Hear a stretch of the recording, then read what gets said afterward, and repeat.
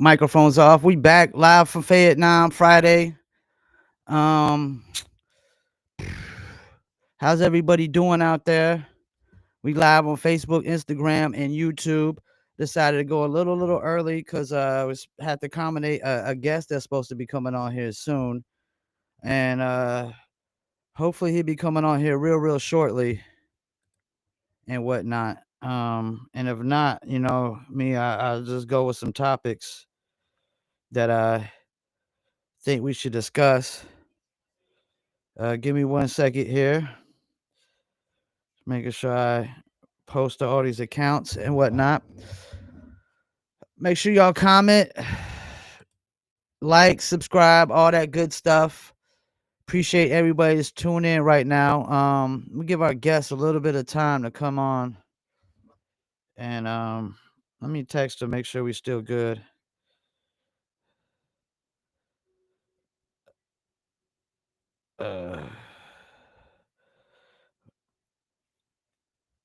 So we still good. So tomorrow I'll be doing music reviews. I don't know what time I'm gonna be doing music reviews yet. Have no clue. Gotta change this background real quick. I'm a little off my game today. That's what happens when you take a week, almost a week off or a day off. You gotta keep doing it. Gotta stay in tune. Consistency and persistency is really the key. So we're doing music reviews tomorrow. Make sure y'all submit livefromfayettenam at gmail.com. Let's go ahead and promote some QR codes and some other businesses real quick. We got the Paul Pickett podcast, of course, hosted by me, the one and only Paul Pickett, also known as Paul Masson. And you can scan that QR code. That'll take you to the Paul Pickett podcast. We got interviews, and I started ramping up the React videos. I just put out a few React videos this week, and we got some brand new interviews and more interviews on the way. Also, Dizzle brand. I got the hoodie on right now. Dizzle is a premium luxury liqueur mixed with agave tequila, cognac, and orange liquor mango mix. Throw your Dizzle on ice, and it's nice. Scan that QR code. You can go get your very own bottle or bottles of Dizzle brand premium luxury liqueur. Also, we got New Litter Apparel, exclusively available at millions.co for all you dog lovers. We got the Pitbull t-shirts, Dobermans, and other dog various t-shirts as well for all you dog lovers. And the cat lover t-shirts are coming real soon as well for all you cat lovers that say that cats got litters too. Let's see. Whenever you are. All right, so let's see if he's about ready to come on, and we'll give him a chance to come on. It's crazy, man. You got the Remy Martin and Papoose situation going on. I don't know how that's gonna end. Apparently, Papoose is trying to file for divorce, and Remy won't divorce him. And he said she cheated on him. She's saying he cheated on her with Clarissa Shields. Clarissa Shields is calling her out for a fight, which I don't think Remy Martin wants to. I don't think she wants any parts of Clarissa Shields in the ring at all. I think you might want to let that go. It's kind of crazy. I mean, Papoose held her down while she was in prison. Like, he stayed with her while she was in prison and all that.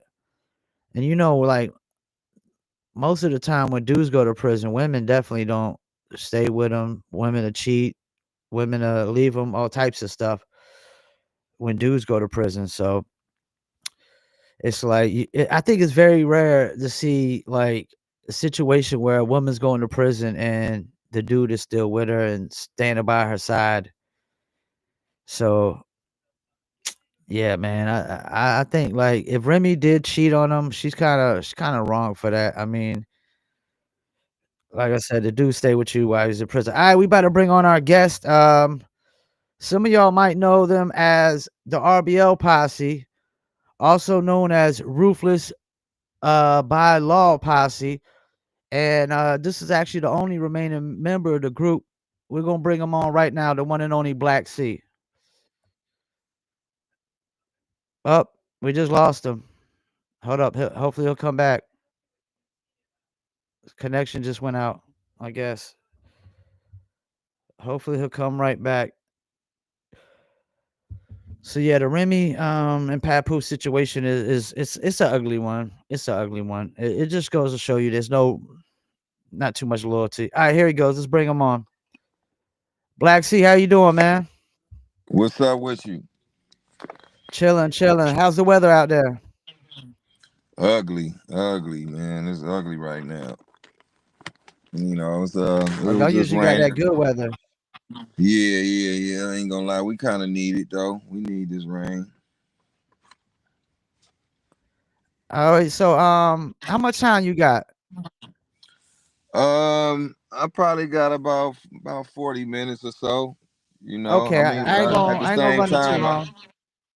yeah, at the same time I can. My earpiece wasn't working. I was gonna say I can kind of get out because I'm helping my boy right now with some other stuff. And he got me out here, man. I almost forgot about our little interview thing. I got out and got to meet him and we at Best Buy and was like, oh man, I done got away from my computer. But we can work it from the phone. This will work. Okay, so I'm gonna start here. So you grew up in Hunters Point in San Francisco. Was that a tough neighborhood to grow up in?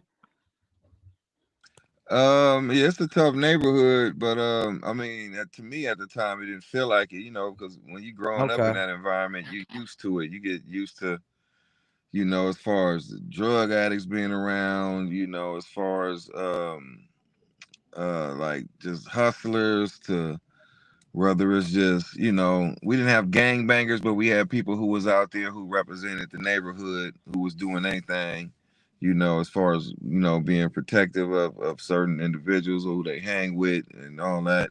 It's more like a turf thing out there. So it was a lot of stuff going on, shootings and killings and all that. But really early on when I was young, it wasn't really like that. It was more Mhm. like a village. You had fun. It was stuff around from the pimping, players and hustlers all out there, but it didn't really start until I say crack hit. Then that's when it kind of got crazy in my community. But besides that, nah, it was fun. We had the boys club up there. We had the Hunters Point gym. There was a lot of activities going on. There was a lot of kids outside. We was outside every day. A basketball court in the middle of our neighborhood. We used to keep it popping over there. I mean, it was dice games and everything. It was cool. It was love. I was around all that, and it didn't seem like nothing. It didn't feel like I was in a bad environment. It didn't feel like I was in the hood or the Yeah. ghetto or whatever. It was fun. So y'all came out in the early '90s. What was the process of getting exposure in the early '90s? Um, you just had to get out there. To be honest with you, it made it easier by having a good song. You just travel. Word of mouth was the thing. You know what I mean? We put out a couple songs in the neighborhood. Or I could say not even a couple songs. It was like a couple compilations or something. This was before compilations was even popular. There was a good bunch of guys from my neighborhood who I produced for. T-Lo, Dre Hype, who was my brother, who became my hype man later on. Budweiser, I mean Herb. It was so many guys in my neighborhood I used to make songs for, and then we packaged all that up and was selling the cassettes for like $5 before CDs. We were selling the cassettes for $5 a piece, and people was coming by buying it, because we was representing the neighborhood, and that it was just word of mouth. People hear about it, they come up there looking for it. Man, y'all got them cassettes? I just heard this song y'all was playing. HP is my home, or this and that, and from there. I was just doing beats at the time.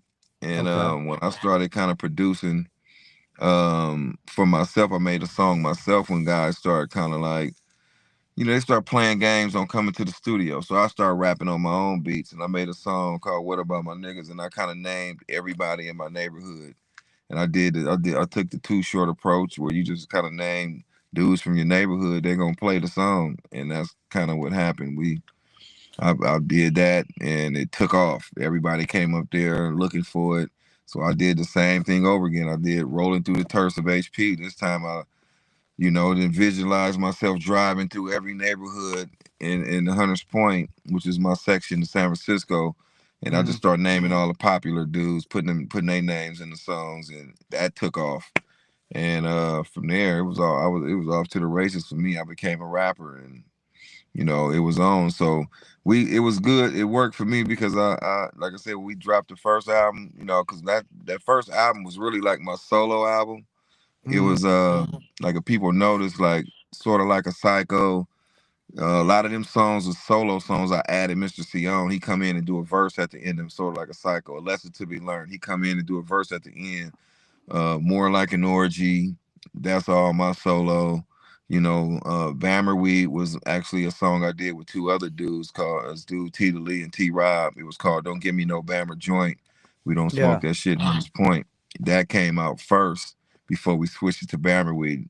So a lot of them songs I brought over into the RBL chapter, which was gonna be my solo album, but I kind of got cold feet and was just like, I'm really a producer. I need to get a rapper to actually be the lead man. So I tried to bring T-Lo in, and T-Lo was like the Ice Cube of our neighborhood. Okay. And Herm Lewis put him out on Black Power later on, Black Power Productions, but he didn't want to do it because he had a lot of dudes getting at him wanting to put him out. So he the one linked me with Mr. C. He was like, I can't do it, but I got Mr. C. It was his girlfriend's brother. So he was like, I bring him up here, all he do is rap. And he was big into like the East Coast rappers, Cool G Rap, the rapidy rappers, Big Daddy Yeah. Kane, Rakim, like Mr. C was into them, you know what I mean? And it showed in his lyrics when he got up there. We made a song called Hit Squad New Jack. We was called the Hit Squad at first. And then Eric Sermon and all them, Paris and them, they took that. And once they put their stamp on the Hit Squad, we changed our name to RBL. T-Lo ended up giving us the name Ruthless by Law, which we shortened it when we went in the studio because the Ruthless by Law just seemed too long. But yeah, that's pretty much how I jumped in it. And it just seemed like it was easy because it was the word of mouth. We didn't do too much promo. We didn't press up flyers and flats and do the snipe campaign later on. That came almost like 5-6 months later after the release once we signed to Independent Records.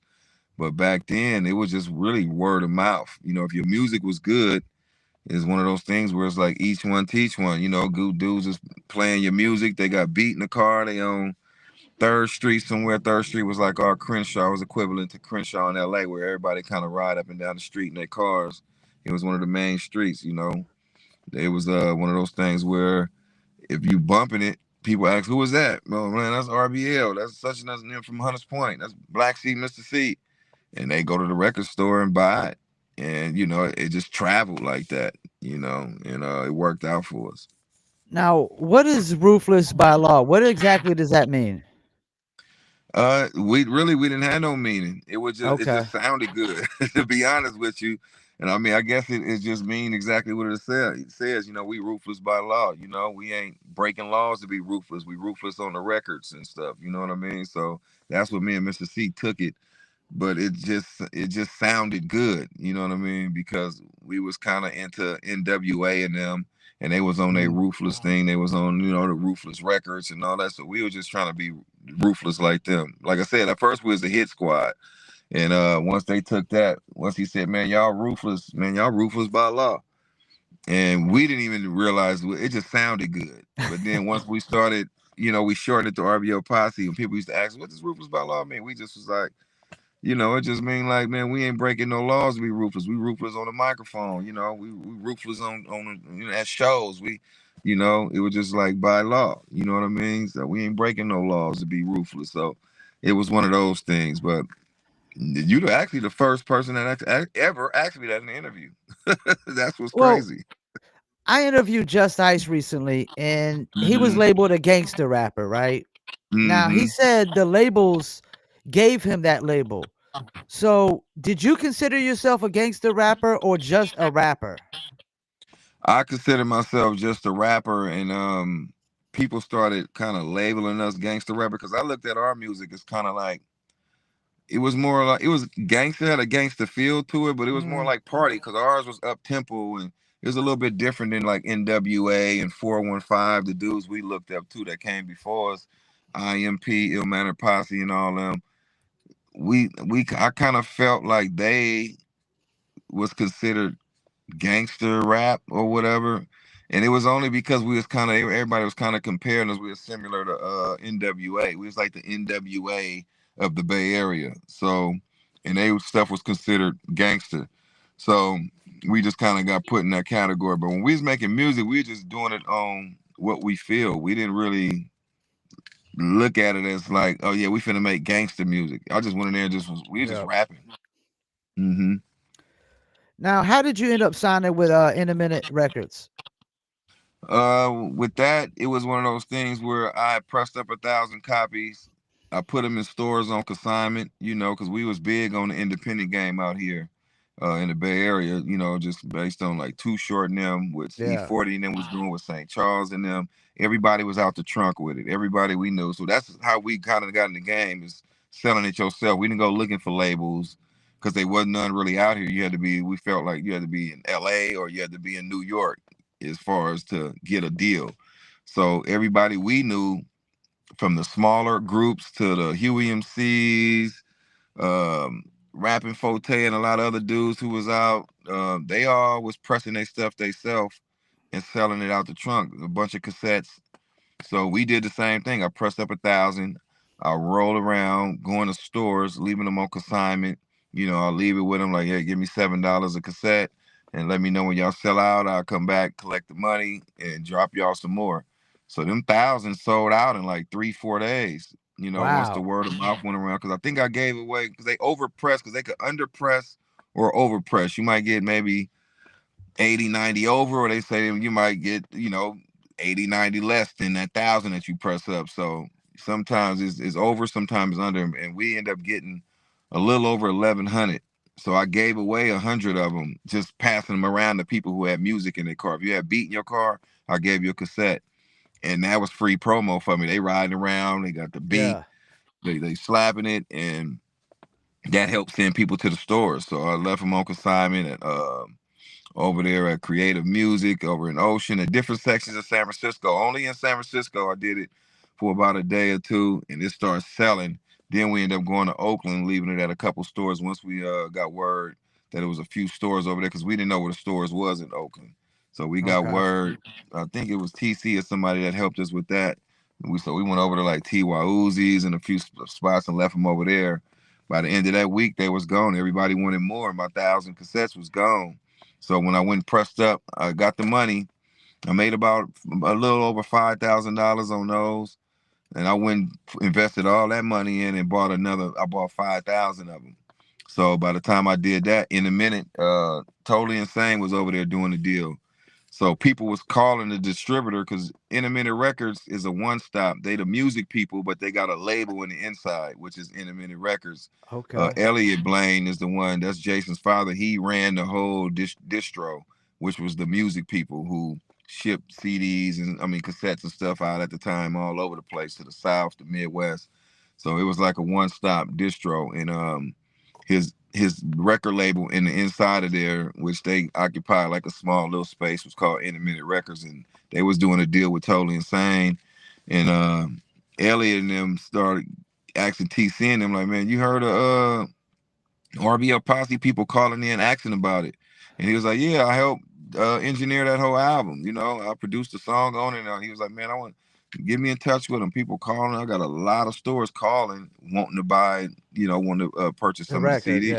Yeah. So we end up coming out there when I had the 5,000 cassettes. I came out there, and he was like, "Man, how you feel about doing a deal, letting us take over? I will pay you 5,000. I'll pay you $5 COD. I'll cash you out for those COD for the 5,000 that you just pressed up, and I'll give you an extra 10,000 on the top to give us exclusive rights to distribute it." And at the time, we didn't realize we was doing an artist deal. We didn't even care. Really, I didn't even care. I was just trying to get that extra money.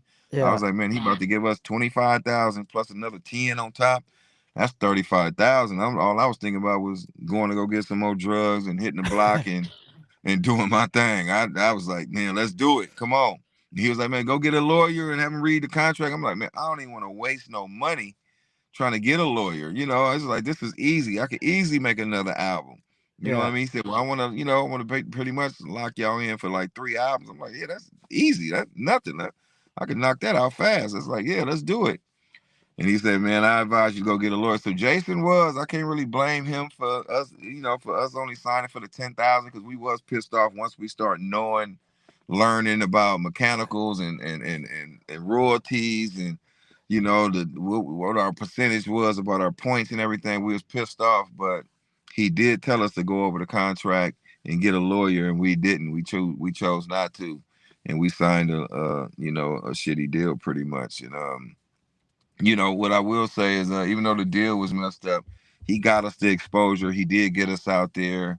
We sold close to 300,000 units before we left him on pretty much each album. That was just with SoundScan, so we don't know what we sold as far as because there was a lot of mom and pops that wasn't at the time. SoundScan wasn't in Okay. every store. You know what I mean? So you had to check pretty much the shipping reports to see what you really sold. But he used to only show us the sound scan, and the sound scan that kicked in way later on.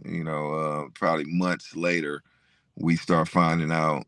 Once we start going in, asking when do we get paid, and he was just like, "Yeah, this is how it works. You got to wait 90 days, blah blah blah, this and that." And we end up getting a manager and got our team together, got a lawyer. We start going at him, and that's when everything kind of started falling apart with us. And in a minute, because we start realizing that he was pocketing money on us, you know.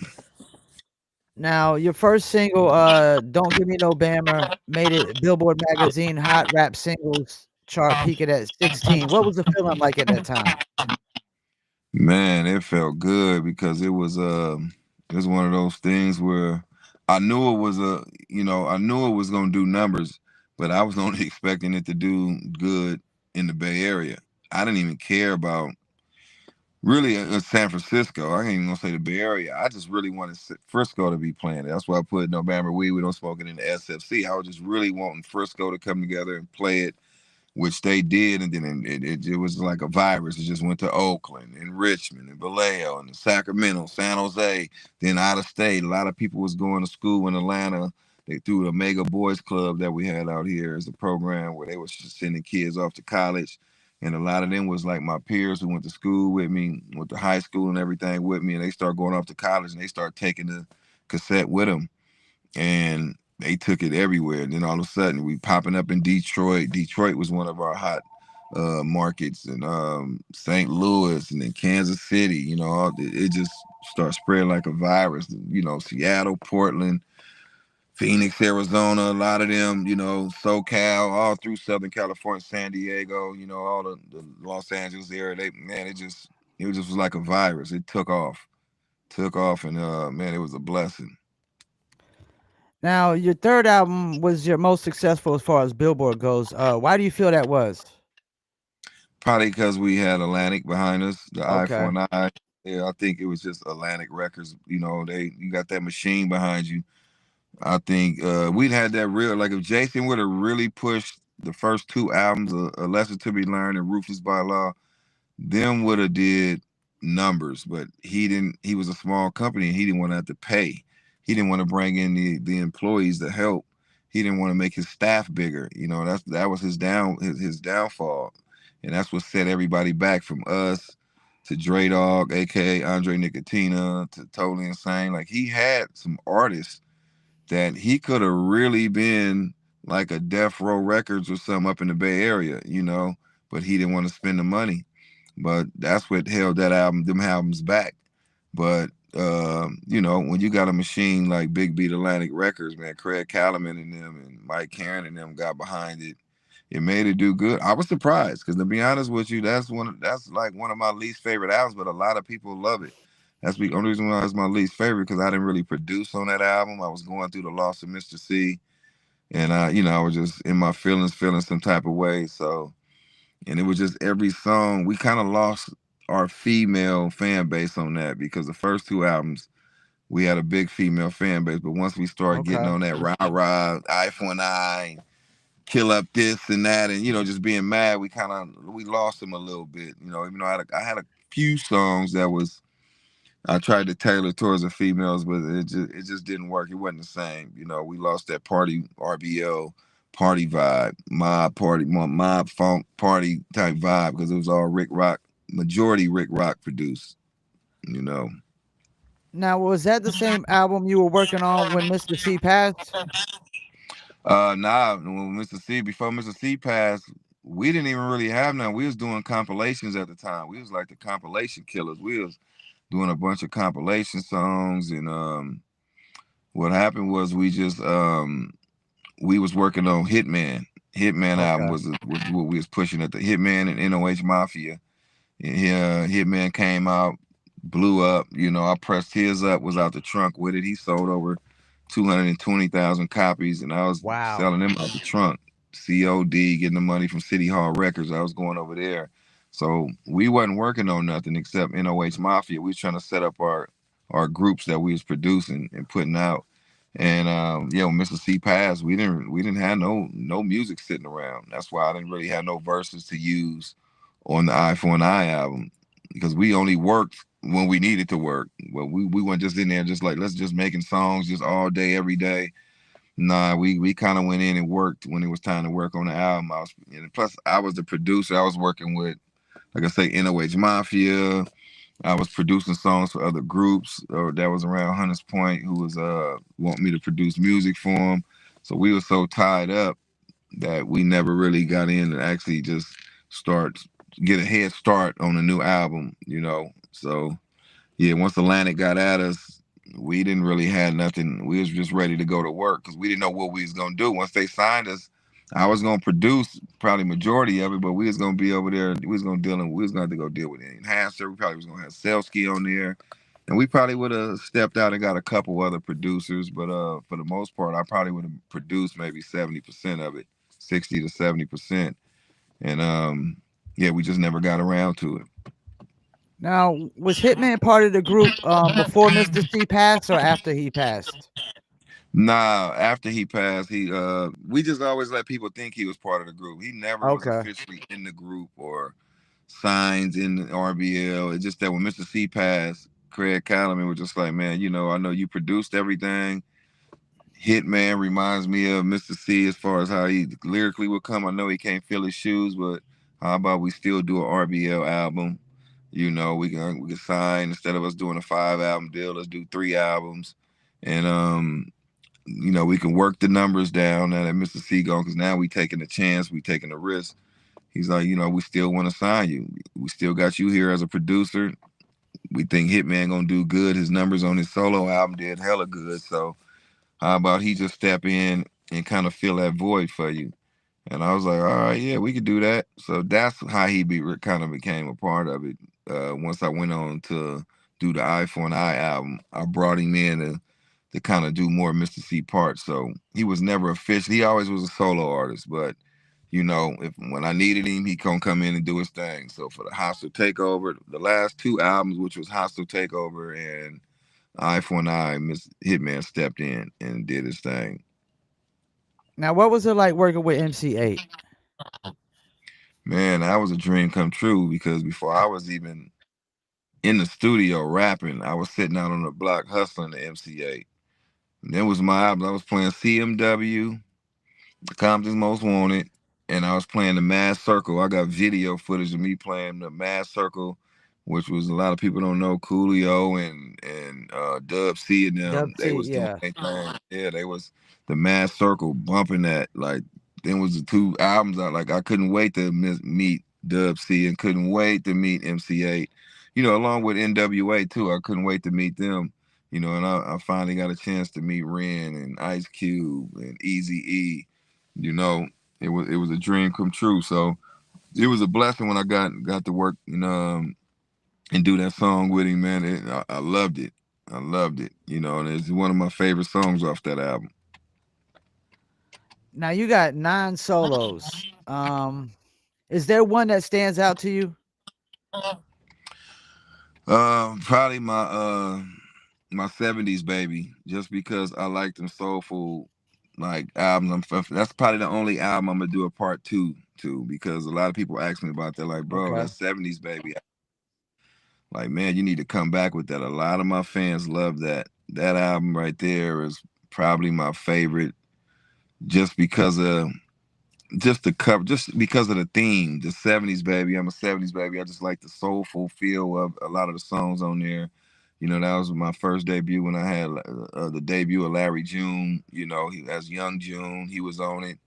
Um, I just felt it was my first album with me, just lyrically, just getting better, me evolving, just showing the evolution of Black Seed.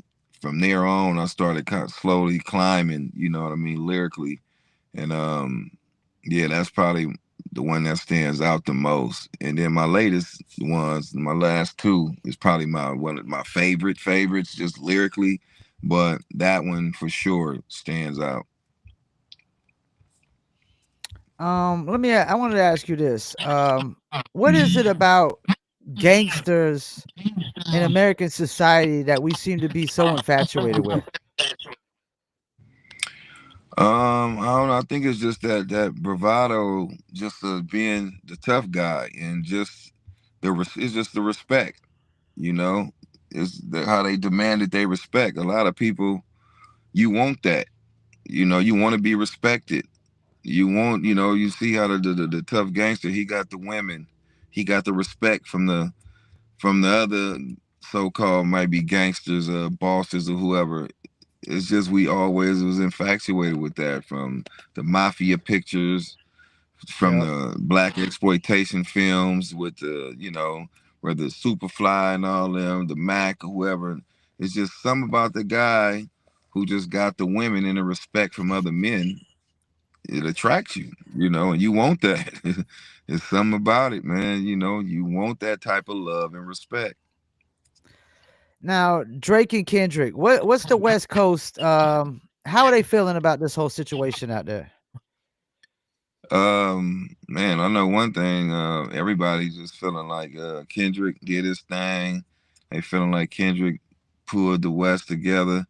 Where I feel like it's more like a SoCal thing, Southern California. The Bay is the Bay. We doing our thing, Yeah, and a lot of people, so when they say West Coast, I mean, when they think West Coast, they really just be thinking of LA, because even like, oh, the West is back. And it's like, it's really a LA thing. Y'all down there doing yeah. y'all thing. It's necessarily, we not really included in that West.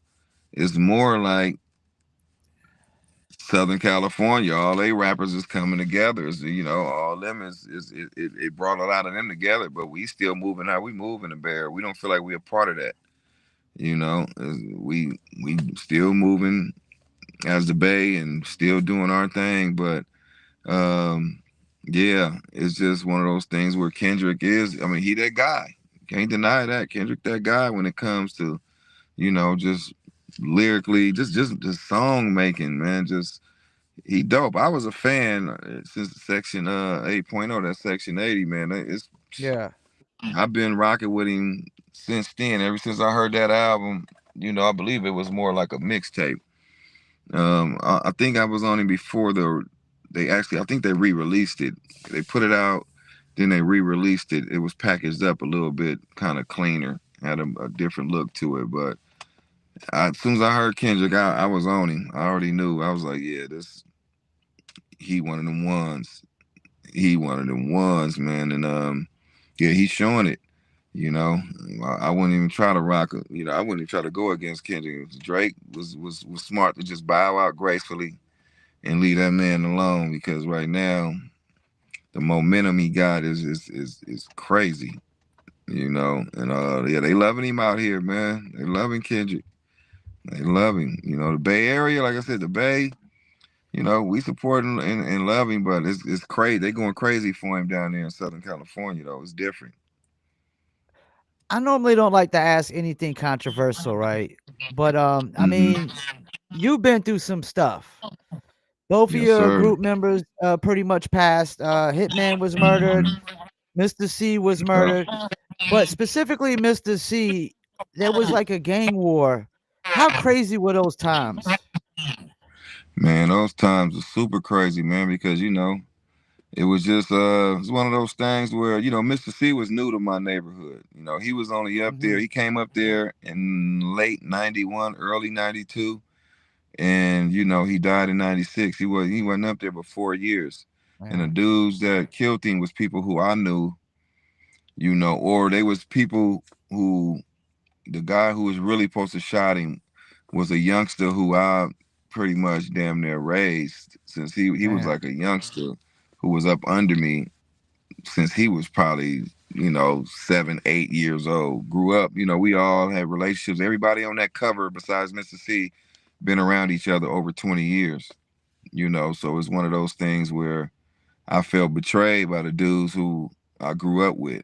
Mr. C was new, and they didn't like the way his status elevated. The rap thing will elevate your status, you know, um, when it comes to like I ain't gonna say gang but just being part of a block or a neighborhood. If you become popular, it automatically kind of puts you on a pedestal, and you ain't got to Yeah. really put in work no more because now you bringing in money. You got females coming through. Your status done went up just on the music, on the entertainment. So your respect in the neighborhood go up, even though he wasn't out there fighting at house parties and gang banging and fighting against Sunnydale Fillmore. He wasn't around and involved in none of that. I was. And I was really one of them reputables in my neighborhood. Like I was really respected. Dudes looked up to me and they wasn't gonna say nothing to Mr. C just because of what the love that I had, so and the respect I had in my neighborhood. So it was one of those things where it's just like, man, it separated the hood. It separated us badly, and it was never the same after they killed Mr. C. Everything changed. So yeah, it was a ugly Damn. time, and it forever changed our neighborhood, the whole community, not even just my projects, the whole Hunters Point.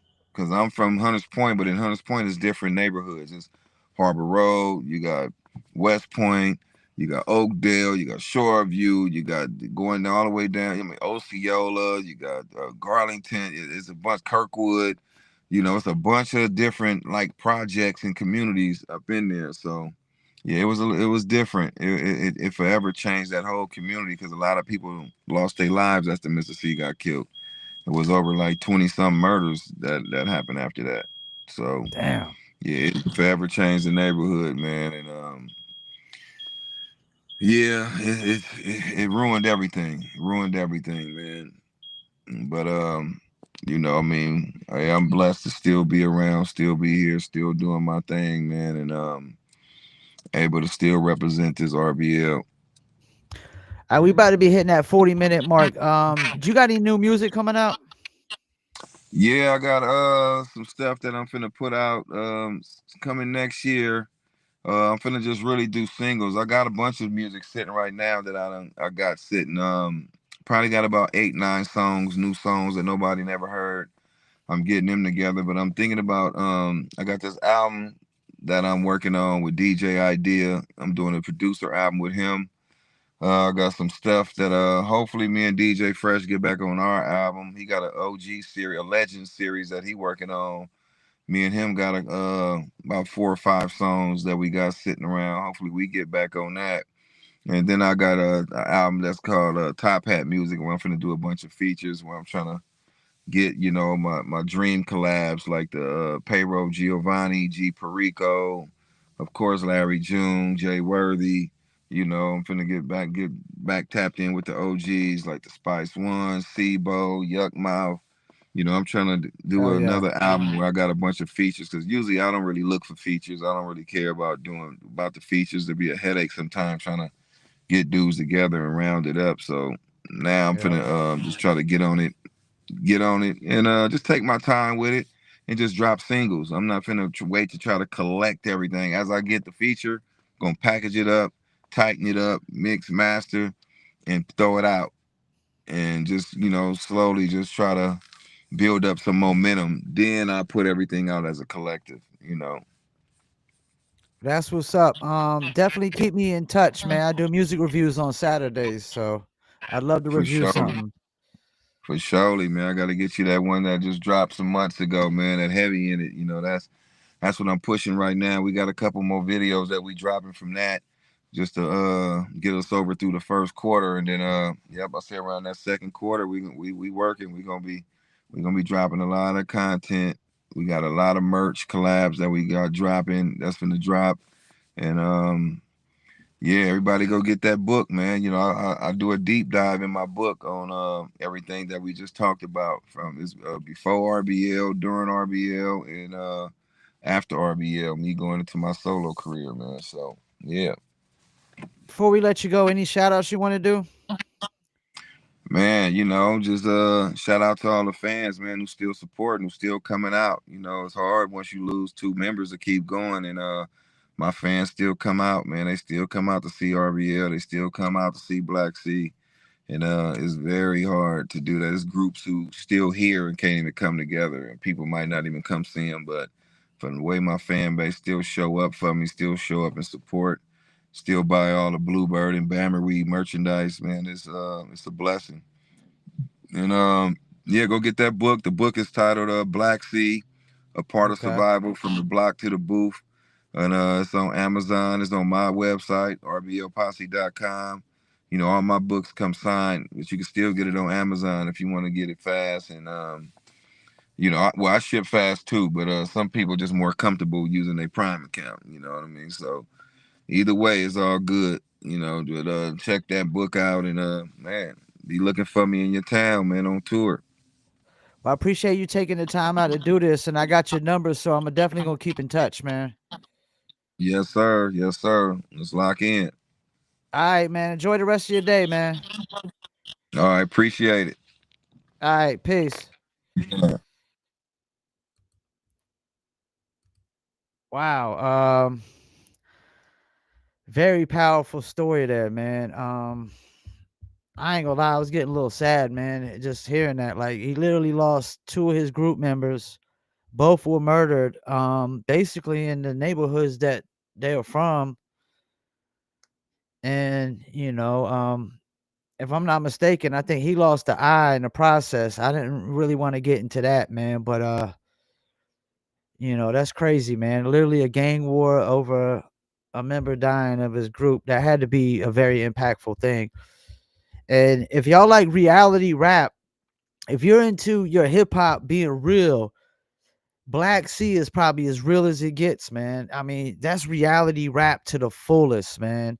I mean, I can't I can't think of too many rappers that, you know, have a story like his that really reflects in the music so much. And he proved a point, man, that labels put these labels on rappers, like calling them gangster rappers. Like he said, we were just rappers. We didn't call ourselves gangster rappers. They throw that label on you, and I don't know why they do that.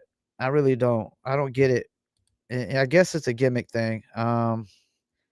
Said Blue Jones is appreciate you. Blue Bird is the joint. Definitely a lot of info. I can hear a little bit of feedback because he didn't have no earbuds, but I should still get some good clips out of that and whatnot. Tomorrow I'm doing music reviews. Submit that livefromfayettenam at gmail.com. Before I go, I got like 12 minutes. I want to talk about something that me and Brother Jay from X Clan talked about in the interview I just released with Brother Jay from X Clan. Go check that out. Definitely a legend in hip hop. And he was talking about um the series, the Drake and the Kendrick situation, where the series, which is like owned by Google, it's like Alexa, hey Siri. So people would go and be like, hey Siri, play Drake music, and it wouldn't play Drake music. It would play the Kendrick Lamar song. So we were, discussing what would be the reasons behind that. And there's only really two reasons that would happen. Number one would be that the AI is still learning. It's still young. It's still learning. It's still got to compute all this information on the internet and process it accordingly. And the other would be if somebody um wrote a code. And if I'm not mistaken, Siri is not Google. I think my bad. I think I got it wrong. I think Siri is owned by Apple. Apple. So somebody could have went in and wrote the code where it basically plays Kendrick music instead of Drake music. And I was talking to somebody the other day, and they made a point of like, who's big on Apple? Who owns stocks in Apple? Who just sold some headphones to Apple not too long ago? Dr. Dre. Dr. Dre, Jimmy Iovine definitely got pulled in Apple. And it's nothing but somebody going in and changing some code and making it where the song, every time you say play Drake, it plays Kendrick. And I understand, yeah, Drake is tagged to that song and these battle raps that Kendrick put out. But I don't know how many times Kendrick said Drake's name in the songs. Drake's name's not in the titles. So I don't get why, if I said play Drake's specific song, why would it play Kendrick's song? Or if I say play music from Drake, why would it just go play Kendrick? That almost sounds like the code might have been rigged, man. Cause that's the thing. Like, AI is learning. So you would think at some point AI would realize, oh, I'm not playing Drake music, I'm playing Kendrick music. I know I use Chat GPT, and every time I create artwork, at first I would put in like, um, I would put something like create an image with hip hop graphics, and then you do comma, and then you put live from Vietnam. So basically, it's gonna create a hip hop graphics and add the text live from Vietnam. And sometimes it would misspell it at first, but the more I would do it, and the more I would do it, bam, it would get the spelling down packed to the point now every time I put it in, it spells live from Vietnam correctly. And AI isn't going to just spell Vietnam correct. Vietnam's not a word in the dictionary. That's it's in the Fayetteville dictionary, but it's not in the regular dictionary. So yeah, the Siri thing is crazy that you're telling it to play Drake music and it's playing Kendrick music. And I'm pretty sure Drake knows that. I think that was implemented into the lawsuit, if I'm not mistaken. But Brother Jay brought that up and was talking about that, and I just thought it was very interesting. It's almost seems like on the legal side, Drake does have an argument. I mean, it's still kind of some bitch shit to sue somebody because you lost a battle rap. But even Brother Jay said, it's far more than battle rap when somebody calls you a pedophile in a song. That's like definitely defamation words. That could ruin your reputation completely if it's not true. So, and another person whose reputation is pretty much, I'm not saying it's somewhat being ruined because the court of public opinion, it sides one way or the other, is the Jay-Z situation. So Jay-Z has the lawsuit filed with his name. It was basically, the lawsuit was filed against Diddy at first, saying Diddy sexually assaulted a 13-year-old like 20 years ago. And then they re-amended the lawsuit and added Jay-Z's name, like they just happened to forget that Jay-Z was involved, if he was involved. I'm throwing it on the record. I don't believe it one bit. I don't believe it one bit. I think it's a money grab. I think it's bullshit. And that people already been saying Jay-Z's next, Jay-Z's next, Jay-Z's next. It almost seems like, you know, just something that they heard, oh, Jay-Z's next. So yeah, let's go ahead and throw him in the lawsuit too. Jay-Z hung out with Diddy, this, that, and the third, associated with him. This is like the guilty by association thing right now that's going on. And I don't believe Jay-Z was involved one bit. Now, do I believe Diddy had something to do with it? I don't know, because the lawsuit was originally about him. And I was watching a video where a lawyer was saying, because Jay-Z's response was, okay, this is heinous. If I did this, then why not file criminal charges? And some people could be saying, oh, statute limitations and all that. But from what I saw with a video with a lawyer, apparently they could file criminal charges on this still. Apparently they could file criminal charges. And the fact that they didn't, makes me think it's a money grab. It's like, okay, you file a lawsuit. You say Diddy assaulted you. What, did you just so happen to forget that Jay-Z had something to do with it too? If Jay-Z allegedly has something to do with it, that makes no sense. How do you forget something like that? How do you file a lawsuit? Oh, you know what? I forgot. Hey, Jay-Z was there too. I totally crossed my mind. It just went right past me. And I totally forgot that Jay-Z had assaulted me sexually 20 years ago too. Like, who forgets that? Who forgets that they who I mean, even if he was sexually assaulted like numerous of times, who forgets that? Like who forgets who was involved in sexually assaulting somebody? That's crazy. Nobody forgets that. So I don't believe the Jay-Z one bit. As far as the Drake lawsuit, it's interesting to see where that's gonna go. It's really interesting to see where that's gonna go because if Drake wins this lawsuit, you're gonna have more people taking their chances on getting caught out in a song and decide, hey, you defamed me. And one thing is about defamation lawsuits is you got to prove that you lost money. And I think Drake can prove that he lost money. I think he can prove that he lost some money, maybe some endorsements, maybe some fans. If he had a big drop off from followers, you can attest it to probably the Drake and Kendrick thing. But I can tell you who ain't unfollowing him. Nobody in Canada. Canada looks at Drake like he's Celine Dion, and as they should, because if you want to go gold in Canada, you just got to sell 50,000 units. So 50,000 units, Drake is selling that 10, 20 times in America. So when he sells, goes platinum or double platinum in America, that's literally like going diamond or double diamond in Canada. I mean, if I'm selling 10 million units based off Canada's metrics, hell yeah, man. I should be a freaking superstar in Canada. Like if Drake is Celine Dion in Canada, I should be Masan Dion in Canada. I should be like I should be the hottest thing on the planet according to Canada if I'm pushing 10 to 20 million units according to their metrics. And I think as long as he's still got Canada backing him, I mean, that alone should be enough. And we know Canada's backing him because, I mean, look what they did to Rick Ross. Rick Ross, thought he could just talk shit about Drake and just go do a show in Canada like it was all peaches and cream. And nah, dog. Like they ain't having that. And same thing with like Drake probably can't do a show in California at all right now. He probably do a show in California. There's no telling what's gonna happen, man. They liable to shoot him up like Biggie, man.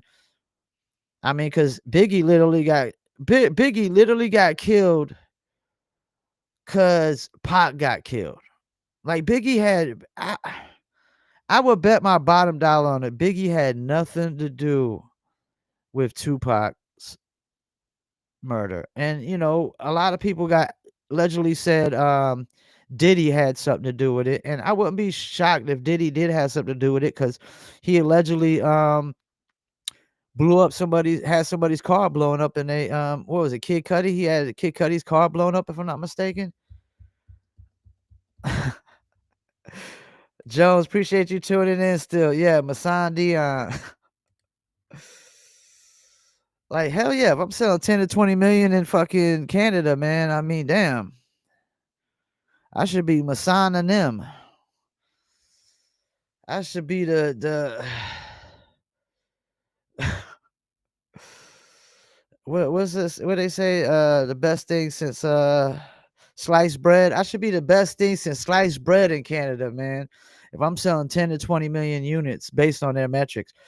I was thinking like artists be trying to break themselves in the American market and trying to blow up the American market.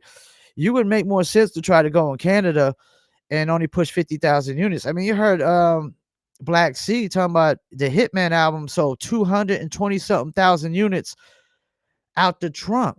Out the trunk. Imagine if like that's literally that's double platinum according to Canada's metrics. That's double platinum according to Canada's metrics.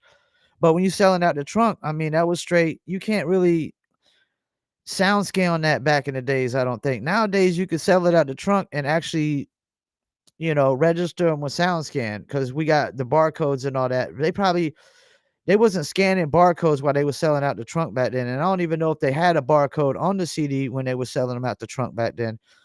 But he came from, the Bay Area where everybody was selling them out the trunk. Too Short, E40, everybody was selling them out the trunk because they had no choice. All the major labels was in Hollywood, LA, and New York. mainly.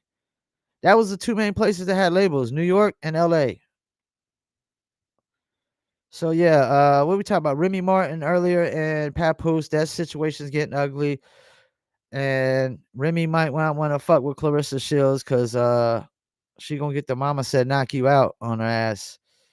It ain't gonna go well for her, and I think like the fact that if she did cheat on Papoose like that, it's kind of fucked up, man. After he stayed with her while she was in prison and still held her down and all that, and yeah, man. I don't know how the interview is gonna sound when I play it back. I could definitely hear feedback in his phone, but he did say the earbud he was having issues with his earbud, but I should get good clips out of that. Definitely should get good clips out of that. And appreciate you, John Jones, for tuning in, man. Get your shit ready for the new year, man. We gotta get that background. Let's get the headphones or that microphone right. And we're gonna have a bunch more interviews coming up for the new year as well. And also, I was gonna do an interview with Mr. Lynn for Company Flow yesterday. He had issues getting his camera to come on, and we're gonna try to do a pre-recorded interview next Thursday, same time, and hopefully he got the camera figured out. And if not, we're gonna troubleshoot it and before I do the interview with the restreamers who I stream with. But I definitely want to try to knock that out as well, the Mr. Lynn. And I might be interviewing South Star from Smiles and South Star here soon. And I got a bunch of interview requests out as well that I'm waiting on some other replies. I need to reach back out to Pudgy the Fat Bastard. He said he would do an interview a while back, and so did King Just and a couple other people I got to reach back out to. Sometimes, timing gets a little crazy, gets conflicted. A lot of cats be on the road or have shows or whatever it may be, different time zones. Sometimes shit just happens. When we were going to interview Smoother Hustle, his car got reared in and we had to reschedule. Rescheduling is part of the business. It is what it is. I was actually supposed to do the Black Sea last week, pre-recorded, so we ended up doing it live this week instead because he had a show last week, and I ain't want to get in the way of the show. But we about to wrap it up. I just went over the hour mark. Music reviews tomorrow. Submit them to livefromfayettenam at gmail.com. I repeat, livefromfayettenam at gmail.com. MP3 only. And I don't know exactly what time I'll be doing music reviews. I don't really have a set time. It's just when I feel like just going on and doing music reviews, and I'll do like a good like 30 to 40 minutes of music reviews. Well, we're about to wrap it up. Another episode about to get off here, clip up the clips. Definitely. And you know what's crazy? He said I'm the first person that interviewed him that asked him what did the RBL mean. I didn't know what it meant until I went and did my research. And he said there was no meaning behind the Ruthless by Law, but they were big on the Ruthless Records, Easy E. And that's what I was thinking. I was thinking that they was big on Ruthless Records, and that's why they kind of ran with that Ruthless by Law. And definitely Black Seas dealt with a ruthless lifestyle through the years. Really sad moments. I mean, both of his group members were literally murdered. He's the only remaining member.